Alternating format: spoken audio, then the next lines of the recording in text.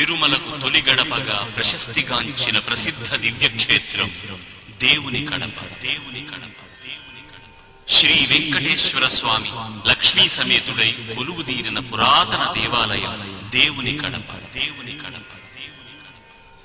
7 కొండలనెక్కి దర్శించాలంటే భక్తులు శ్రమ పడతారని భావించి కావు.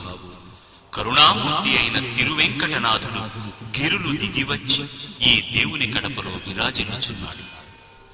పదకవితా పితామహుడైన అన్నమాచార్యుల వారు ఈ స్వామిపై కీర్తనలు రచించినారు. మువ్వగోపాల ముద్రాంకితముగా శృంగార పదములు చెప్పిన క్షేత్రయ్య కూడా ఈ స్వామిని స్తుతించినారు.